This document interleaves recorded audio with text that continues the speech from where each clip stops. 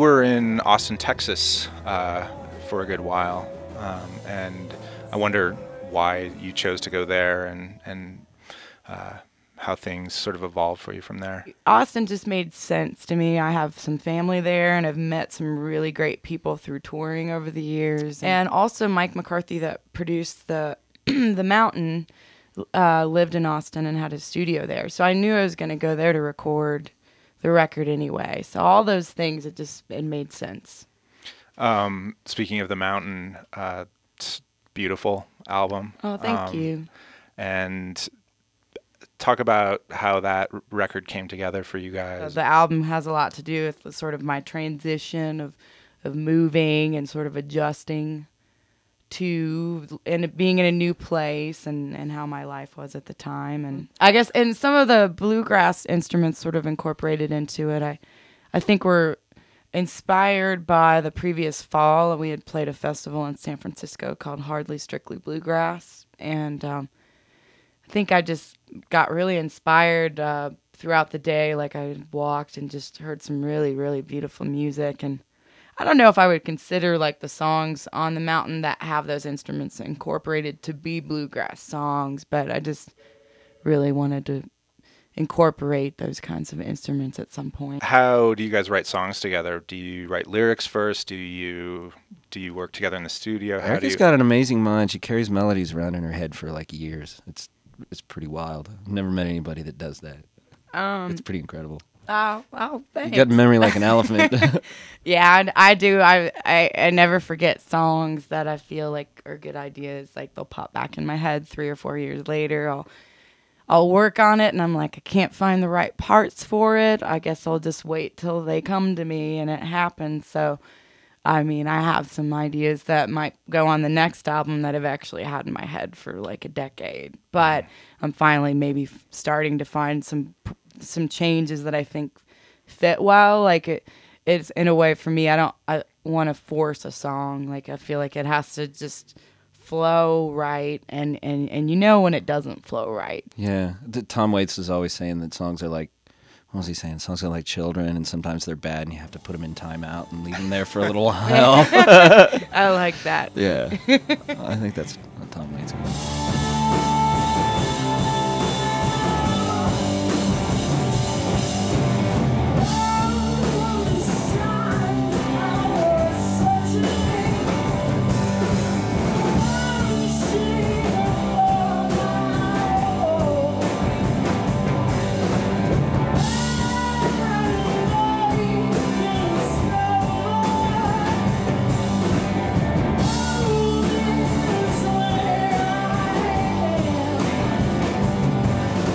This will be the first album that I will record with the band that I have now, but it is a full circle thing because like Jesse and Dave were on my first demo, and I've known them forever, and it's not a session-y kind of thing. I want a band.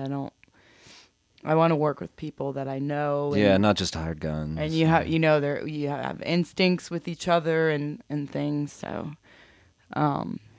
but yeah, we're just starting to work on things. And I always say that there's never like a set way that I have to do things. I think it's good to try different approaches to creating music, and sometimes we might just jam and play a part, and sometimes something will really come out really great on it, and then maybe I'll need to take that part home to figure out where to transition it that I feel like in tune with, like with melodically or We've got a new idea in the works that came from fooling around at a rehearsal right before tour, and 3 weeks later she came back into the rehearsal studio and said, "Do you remember that thing that we were jamming on at the end of the last rehearsal?"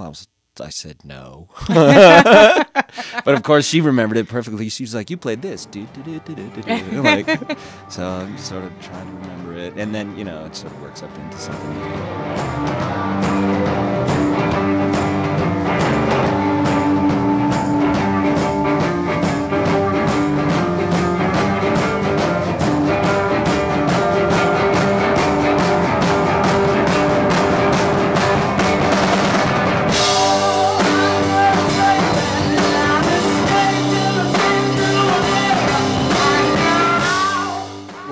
what was doing Letterman like? Cold. Oh wow, yeah, it's Really freezing. cold. He sets that room really cold, and I thought He it was must have for a sweating equipment. problem or something. I was 10 times more nervous to do Austin City Limits, the television show. Like, I mean, Me too, actually. that Yeah. was one of the scariest things I've ever done. But the Letterman, it like flew by so quick. I didn't even like have time to really feel that nervous. Yeah, totally. The Austin City Limits, you said you were really nervous for it. Did that feel like we made it, Austin City Limits? For me, a Oh, little bit. I mean, wow. I've been watching that show since I was a child with my dad, and just through my entire life. Big country music fan, and it was really, really special. Yeah, I've always loved beautiful that video. show. Yeah. And I Thank find you. like a lot of the artists, it's like I would say like you would never see Vanilla Ice on Austin City Limits. I mean, like, I guess what I mean is like, To be chosen is an honor. yeah, it's like Yeah. it's not just a thing of the moment. It's like I felt like it made me feel really great. This like sort of Yeah, musical it puts you in the validation file for with- them to even like consider us to be on the show. Yeah, it puts was you a in the file complete with honor. like, it's like from the Flaming Lips and Gotta Buy Voices to Dwight Yoakam and Merle Haggard. Yeah. You know, it's just like all the most wonderful, wonderful American music. Good company. Yeah, it was it was a complete honor. I have to ask you about your voice.